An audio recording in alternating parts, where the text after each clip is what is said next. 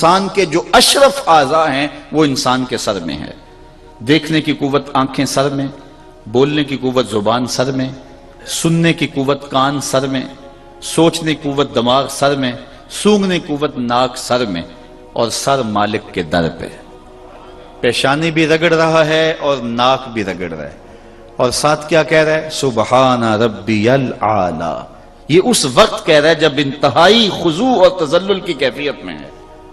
اپنا عمل کیا ہے کہ ناک اور پیشانی رگڑ کے عملاً بتا رہا ہے کہ خضوع اور تذلل کے آخری درجے میں ہوں، اور زبان سے لفظ کیا کہہ رہا ہے؟ سبحان ربی الاعلی۔ مالک مجھ سے نیچے کوئی نہیں اور تیرے سے اعلیٰ کوئی نہیں۔ اگر اس نے سجدے کی حقیقت کو پا لیا ہے تو پھر سر اٹھا کے کبھی تکبر نہیں کر سکتا۔ اگر وہ سجدے کو سمجھ گیا ہے کہ سجدہ پیغام کیا دیتا ہے، سجدہ جو ہے وہ میرے اندر اتارتا کیا ہے، تو سجدہ کرنے والا خلوص سے، ایک سجدہ کرنے والا بھی اس کی ساری عقل ٹوٹ جاتی ہے، کیونکہ وہ اپنی ناک کو پیشانی کو رگڑ کے لفظ یہ کہہ رہا ہے سبحان ربی الاعلی۔ تو یہ بندگی کی معراج ہے، اور بندے کو اس سے بڑھ کر جو ہے حضرت شیخ احمد مجدد الفسانی فرماتے ہیں جتنا قرب بندے کو سجدے میں ملتا ہے اتنا قرب کہیں بھی نہیں ملتا ہے۔ تو یہ انتہائی درجہ ہے تذلل و خضوع کا جو اللہ تعالیٰ بندہ مومن کو نصیب فرماتا ہے۔ لیکن یہاں ایاکا کو جو ہے وہ مقدم کیا گیا فعل کے اوپر۔ عربی میں یہ ہوتا ہے کہ پہلے فعل ہوتا ہے، پھر فاعل ہوتا ہے، اور پھر مفعول ہوتا ہے۔ یہ ترتیب کلام ہے۔ جس طرح کہ اردو میں پہلے فاعل ہوتا ہے، پھر مفعول ہوتا ہے، اور فعل آخر میں ہوتا ہے۔ میں لاہور گیا تو پہلے میں فاعل آئے گا، پھر لاہور مفعول آئے گا، اور پھر گیا فعل آئے گا۔ تو عربی میں جو ہے وہ ایسے ہوگا کہ پہلے جو ہے وہ فعل آئے گا۔ ذہب تو پہلے ذہبہ کا لفظ آئے گا، فعل آئے گا، پھر اس کے بعد تو ضمیر مفعول کی فاعل کی آئے گی، پھر مفعول آئے گا۔ لیکن یہاں جو ہے وہ مفعول مقدم کیا گیا۔ تو مفعول کو مقدم جب کسی زبان میں کیا جاتا ہے، یا جو اس زبان کی جو ترتیب ہوتی ہے جب اس کو توڑا جاتا ہے تو کوئی اور معنی لینا مقصود ہوتا ہے۔ مثال کے طور پہ اردو میں پہلے فاعل آتا ہے، پھر مفعول آتا ہے، اور پھر فعل آتا ہے۔ میں لاہور گیا یا میں لاہور سے آیا، تو پہلے جو ہے وہ لفظ میں آیا، اور میں اور اس کے بعد لاہور مفعول ہے، اور اس کے بعد جو ہے وہ آنے کا فعل ہے۔ لیکن اگر میں یوں کہوں کہ لاہور سے میں آیا تو میں نے لاہور کو مقدم کر دیا ہے فاعل پر، تو اس سے ایک اور معنی نکل رہا ہے کہ کوئی اور نہیں تھا، میں تھا۔ اور اگر میں کہوں کہ میں لاہور سے آیا، جو ہے وہ لاہور سے میں آیا، تو لاہور کو اس سے بھی مقدم کر لیا، تو پھر یا میں آیا لاہور سے، تو پھر یہ ترتیب بدلی۔ تو ان ترتیبوں سے یا تو یہ معنی مقصود ہوگا کسی اور شہر سے نہیں آیا، سیدھا ادھر سے آیا ہوں، یا پھر میں اپنے ساتھ کسی اور کے آنے کی نفی کی ہے۔ تو جب آپ ترتیب جو اس کی جو نحوی ترتیب ہوتی ہے اس کو تبدیل کرتے ہیں تو کوئی اور معنی مراد ہوتا ہے۔ اب ایاکا نعبدو میں لفظ ایاکا مفعول ہے اور اس کو مقدم کیا گیا، جبکہ عربی میں مؤخر ہوتا ہے، تو اس کی تقدیم کی کوئی حکمت تھی، اور وہ حکمت کیا تھی؟ حصر کا معنی مراد لینا۔ اگر یہاں نعبدو کو مقدم کیا جاتا تو پھر معنی ہوتا کہ ہم تیری عبادت کرتے ہیں، تو یہاں ایاکا کو مقدم کر کے کہا گیا، تو پھر اس کا معنی ہوا کہ ہم تیری ہی عبادت کرتے ہیں، ہماری پیشانی کسی اور کے آگے نہیں جھکتی ہے۔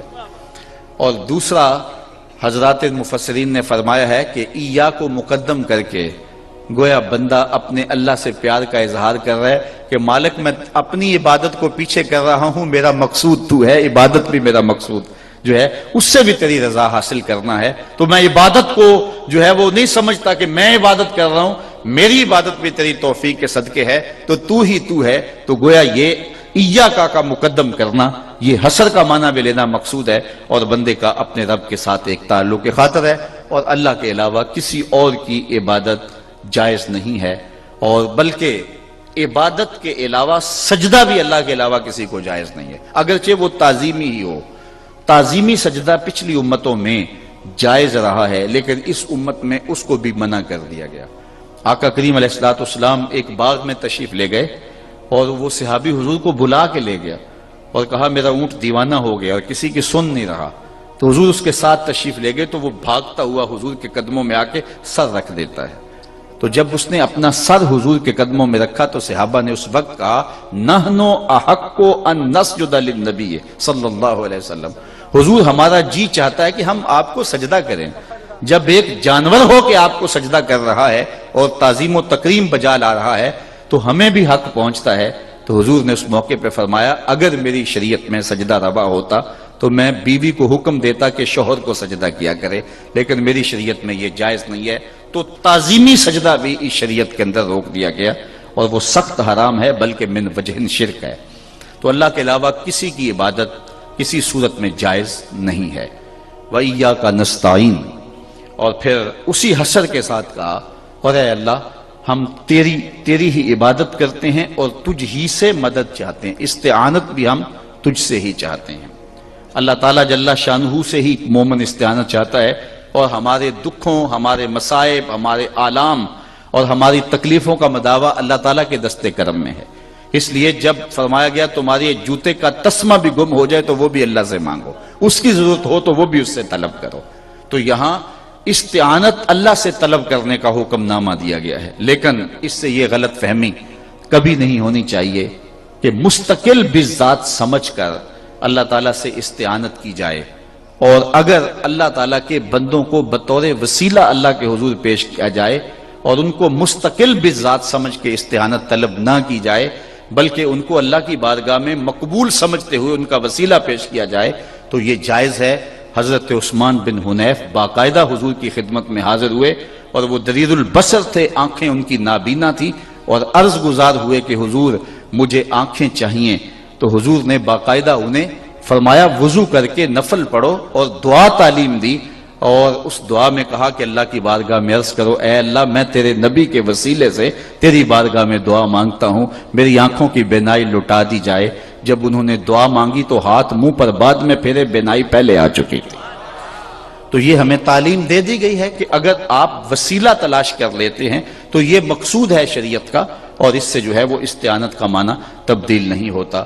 ایاک نعبد و ایاک نستعین، ہم مدد بھی تجھ سے طلب کرتے ہیں اور استعانت بھی تجھ سے مانگتے ہیں، اور ہماری پیشانیاں بھی تیرے حضور جھکتی ہیں، اور تجھے سجدہ کرنا ہم اپنی زندگی کا معراج سمجھتے ہیں۔